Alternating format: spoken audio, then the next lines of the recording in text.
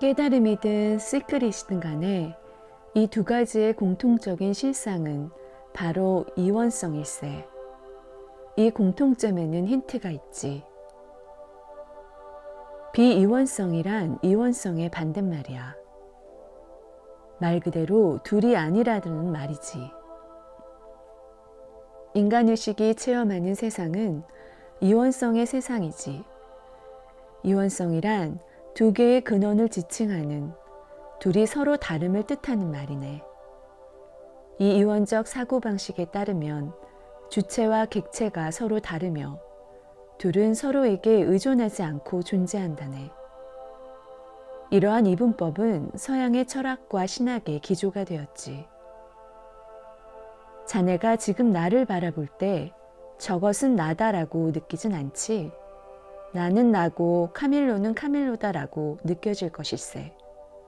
또 어떤 물건을 바라볼 때 내가 나를 본다라고 느끼진 않는단 말이지. 그게 바로 이원성이야. 그럼 비이원성은 어떻겠나? 일체의 인식 대상에서 나라는 존재의 느낌을 확인하는 걸세. 그리고 이때 느껴지는 나라는 느낌은 지금 나라고 느끼고 있는 릴리나 카밀로의 경계를 뛰어넘는 거야. 이원론에 따르면 나와 너는 하나로 통합될 수 없는 다른 것이지. 나는 나고 너는 네가 되는 거야. 또 나의 존재 여부와 상관없이 너는 존재하고 나 또한 너의 존재 여부와 상관없이 존재하네. 이 같은 사고의 틀 안에서는 인식과 존재가 서로 분리될 수밖에 없어. 서양의 사고방식은 이를 충실히 따르고 있지. 한데 말이야, 동양으로 무대를 옮겨본다면 이와는 다른 사상이 있다네. 그것이 바로 동양의 비이원론일세. 불교에서는 비이원이란 용어 대신 불이라는 말로 대신하고 있지만 두 용어는 같은 것을 말하고 있으니 헷갈리지 말게. 존재하는 모든 것들은 서로가 서로의 대상으로서만 존재할 수 있네. 예외는 단 하나도 없지 말이지. 이는 마치 동전의 양면과 같네. 한쪽 면이 나타나기 위해서는 반드시 다른 쪽 면이 존재할 수밖에 없는 거지. 동전의 앞면이든 뒷면이든 그것은 근원적으로 다 같은 동전일 뿐이네. 또한 동전이 동전이기 위해서는 반드시 양쪽 면이 모두 존재해야 하네. 한쪽 면만 있는 동전이 있을 수 없는 것처럼 말이지. 그러면 원인과 결과가 하나라고 말하면 믿을 수 있겠나? 방금 내가 동전의 앞뒷면이 모두 동전일 뿐이라고 했지. 원인과 결과도 서로 다른 면이긴 하지만 사실은 같은 것이자 하나일세. 나는 이것을 인과관계의 동시성이라고 부르네. 즉, 우리는 원인과 결과를 시간적 순차로 경험하지만 그들은 결국 같은 것이라는 뜻일세. 존재가 나타나려면 그것의 존재성을 증명해줄 상대방이 있어야 하지 않겠나? 릴리 자네는 자기가 여자라는 걸 어떻게 알고 있지? 세상에 나를 증명해주는 상대방이 없이 존재하는 것이 있을 수 있을까? 그러니까 원인이라는 것은 결과가 있어야 인식이 될 수 있고 그 반대도 마찬가지라는 걸세. 그들은 떨어질 수 없는 하나라네. 비이원성의 궁극적인 비밀은 인식과 존재의 관계에 이르러서 그야말로 정점을 찍게 되네. 아까 설명했듯이 이원론적 관점에서 보자면 존재는 인식과 별도의 것일세. 하지만 비이원성의 세계에서 인식과 존재는 서로 같은 것이지. 비이원성의 세계에서 존재하는 모든 것은 인식됨이 전제되어 있네. 가난함이 존재한다는 것은 그 반대인 부유함이 이미 인식되어 있기에 가능한 것처럼 말이야. 그러니 인식되는 모든 것은 이미 존재하고 있는 것일세. 자네가 만약 가난하다면 그것은 부유한 상태가 인식되기에 가능한 일이지. 그렇다면 그 부유한 상태가 이미 존재한다는 말일세. 자네는 보이면 있는 것이니 존재하는 것이고 안 보이면 없는 것이니 존재하지 않는 것으로 생각하고 있군. 인식에 대한 문제는 있다와 없다로 접근을 하게 되면 오류에 빠지게 되네. 있다라는 개념은 별 문제가 되지 않지만 없다를 따져보자면 문제가 커지지. 자네는 없는 것, 그러니까 진짜로 없는 것이 있을 수 있다고 생각하나? 진짜로 없는 것은 있을 수가 없네. 없다라고 말을 할 때에는 그 없다는 개념에 해당하는 마음의 상이 있는 것일세. 없다는 말은 진짜로 없는 것을 지칭할 수 없다는 말일세. 없다라는 개념에 해당하는 상으로 있는 것이기 때문이네. 결국 존재라는 것은 개념에 의존한다는 말이지. 즉, 존재라는 것은 어떻든 간에 이미 인식을 전제로 한다는 거야. 이것을 진정으로 이해했다면 현실태와 가능태가 이미 존재하는 것임을 알 수 있지. 시크릿이라는 건 사실 가능태로 존재하는 존재성을 현실태의 트랙에서 실현하는 것 아니겠나? 하던 말을 좀 더 이어가자면 인식과 존재 사이의 비이원성은 곧 인식의 주체인 나와 인식의 대상인 너 사이의 비밀을 밝혀준다네. 그 비밀이란 서로 다른 것이라고 여겨졌던 주체와 객체가 사실은 같은 것임을 말하는 거야. 이와 같은 깨달음은 존재에 대한 알미라 대원리를 깨닫는 것이지. 이 존재의 대원리를 알아야 소원리인 시크릿을 온전히 사용할 수 있게 되네.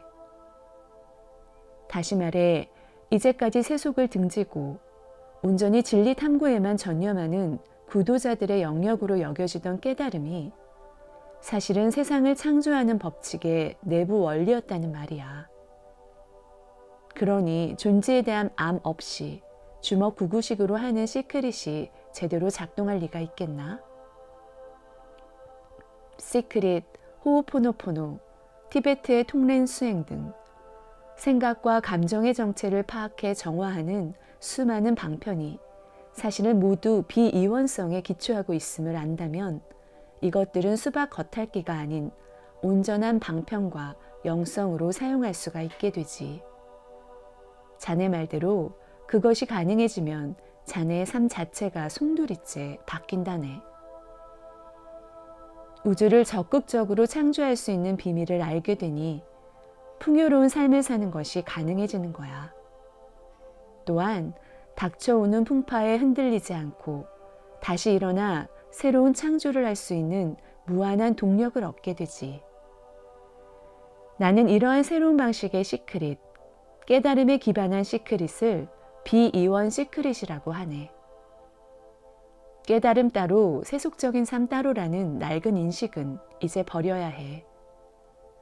내가 지금부터 자네에게 해줄 말들은 기존에 익숙한 이원적 관점에서 비이원적 관점으로 깨어나는 데 도움이 될 걸세. 자네 혹시 I am that I am이라는 표현을 들어본 적이 있나?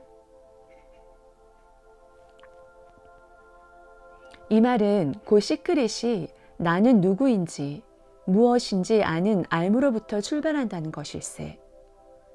이 탐구는 시크릿의 숨겨진 원리인 비이원성에 대한 탐구이기도 하네. 비이원성을 탐구하는 주체는 의심의 여지 없이 나가 아니겠나? 탐구 행위의 주체, 탐구의 전 과정과 결과를 인식하는 주체도 바로 나이고 말이지.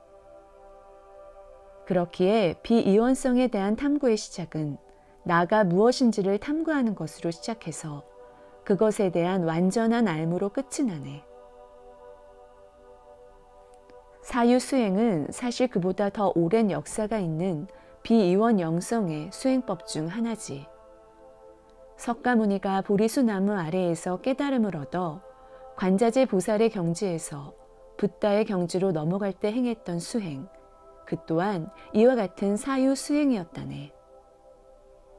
부처님뿐 아니라 모든 깨달은 자들의 깨달음인 I am that I am이 바로 시크릿의 대전제라네. 이와 같은 깨달음을 가능하게 해준 사유라는 것은 우리의 생각보다 훨씬 강력한 힘을 가졌다네. 진정한 사유는 의식의 자기 탐구와 관점의 전환을 함께 일으켜 직관의 영역에서마저 깨달음에 이르게 하지.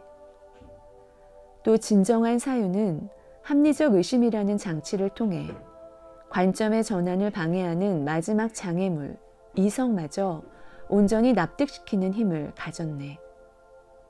사유 수행은 생각을 통해 마침내 생각 그 자체가 무엇인지에 대해 알게 하는 강력한 도구일세. 비이원 시크릿을 깨닫기 위한 첫 번째 단계는 나는 무엇인가라는 물음이며 주체와 대상 간의 비이원성을 깨닫는 것으로부터 시작된다네. 이제부터 그 사유의 과정을 논리를 통해 보여주겠네. 그리스도교 성경 출애굽기 3장을 보면 모세라는 사람이 호렙산에서 불타는 떨기나무에 나타난 하나님과의 대화를 하는 장면이 나온다네. 모세가 하나님을 향해 묻네. 당신은 누구십니까? 이에 하나님의 대답하시네. I am that I am. 하나님의 이 대답은 다음과 같이 여러 의미로 해석되어 왔다네. 나다. 나는 나인 자 그로다. 나는 스스로 존재하는 자다. 나는 내가 나라고 인식한 그 모든 것이다. 비유와 상징으로 가득한 책인 성경은 문학적인 특징상 하나님과 모세의 대화처럼 연출되고 있다네. 그러나 의식을 수행하는 사람들에게 이 장면은 조금 다르게 보인다네. 자신의 존재성에 대한 의문으로 불교에서 이 먹구를 탐구하는 것과 같은 것이지. 모세는 스스로를 탐구하다 마침내 답을 구한 인간 의식을 상징하네. 즉, 나는 누구인가? 그것은 곧 바로 당신은 누구십니까? 라는 의문에 답이 주어진다는 것이지. 모세와 신 사이의 대화라는 문학적 형식을 취한 성경은 그 답을 불타는 떨기나무에서 들려오는 하나님의 대답으로 표현한다네. I am that I am. 우리가 신이라고 부르는 존재의 정체가 인간의 존재의식인 I amness임을 말하기 위해서이지. 이러한 대화의 구도 자체가 신의 정체에 대한 일종의 메타포가 되는 거지. 성경 안에서 이미 신의 이름이 나, 즉 I am이라고 밝히고 있는 거야. 이 I am은 인간의 근원적인 존재감으로서 순수의식, 존재의식이라고 부른다네. 의식 수련 명상을 깊이 해본 사람들은 어느 지점에서 순수한 존재감만이 남게 되는 것을 체험한다네. 나는 무엇이다라는 무언가와 동일시된 자신이 바로 사라지는 것이지. 성경은 인간이 경험하게 되는 순수한 존재의식의 상태, 이 상태를 하나님의 이름이라고 말을 하는 것이고, 즉 인간이 깊은 의식의 고향 안에서 경험하게 되는 본연의 의식 상태가 바로 하나님이라는 말일세. 결국 이 말은 창조주인 하나님과 피조물인 인간이 둘이 아니라는 거지. 우리의 진정한 정체는 바로 신일세. 한데 믿을 수 없지 않은가? 이성이 납득하지 못하면 믿을 수 없지.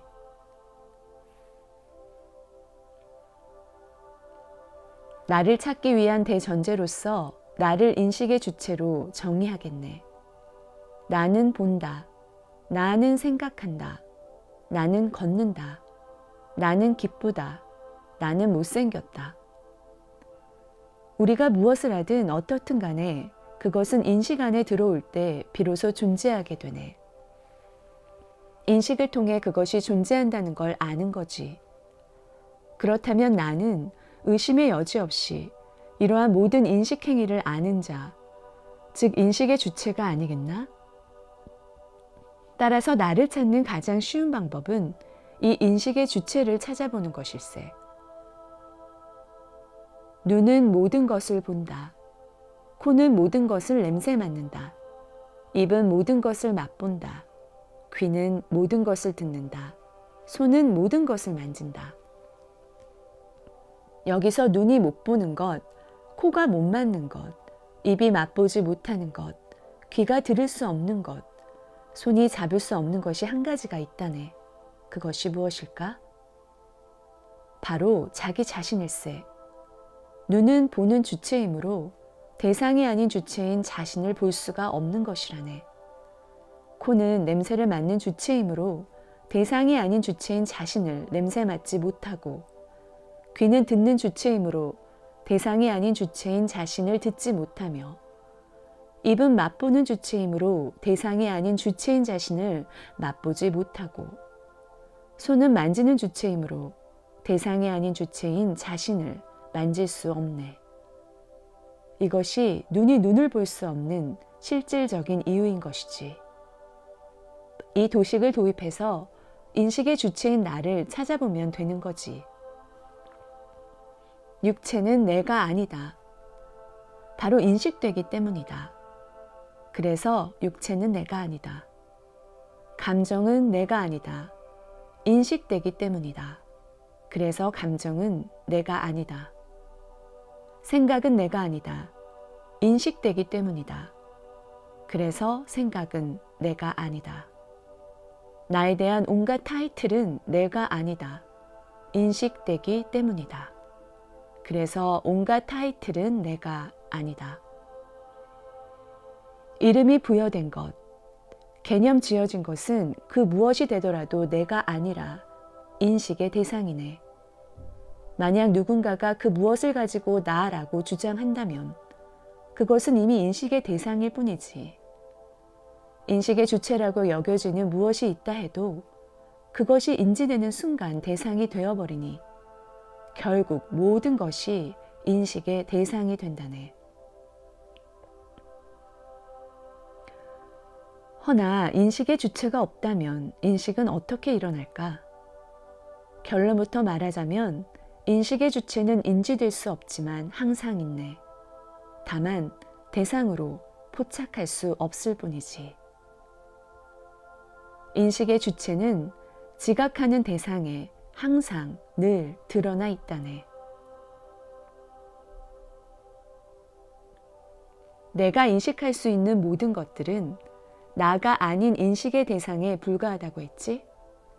예를 들어 타인들, 다른 사물들, 심지어 나라고 믿어 의심치 않던 본인의 신체, 생각, 감정, 느낌, 더 나아가 깊은 명상을 통해 경험되는 순수 의식이나 절대 배경까지도 말이야.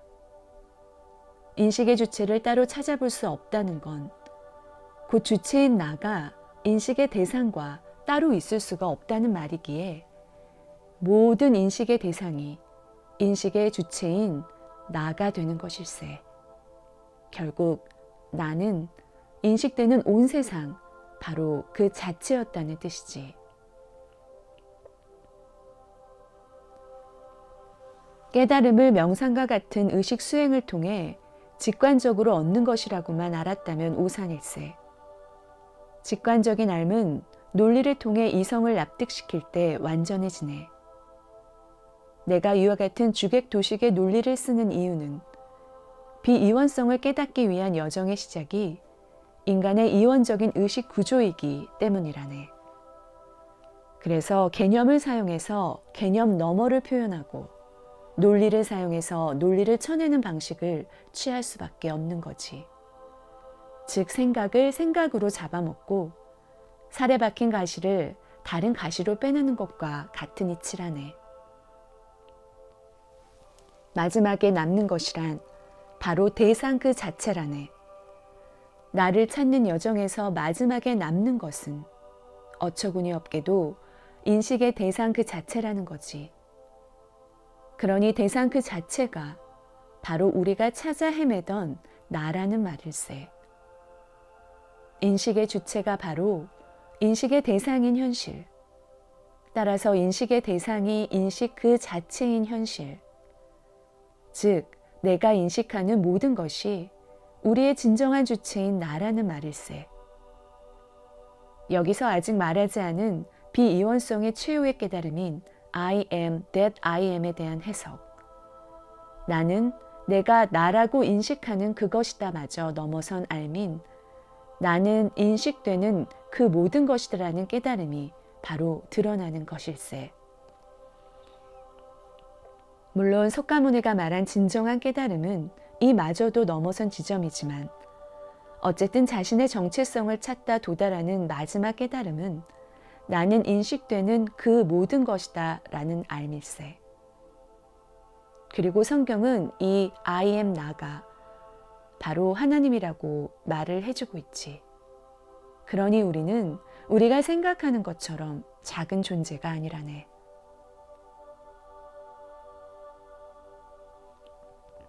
우리는 서로가 서로의 대상으로만 존재할 수 있기에 각각의 개체 존재는 서로에게 존재의 필요 조건이라네. 나란 나 아닌 것이 없는 나일세. 그래서 나에게서 남이 태어남이 되는 거지. 이 존재 방법이 바로 하나님께서 스스로 존재하시는 방법이라네. 예수님께서 말씀하셨네. 아버지와 나는 하나다. 인도의 아드바이타 영성은 말하고 있네.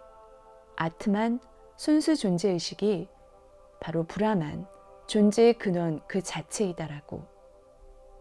그럼 이제 내 말을 끝까지 들은 자네에게 묻겠네. 당신은 누구입니까?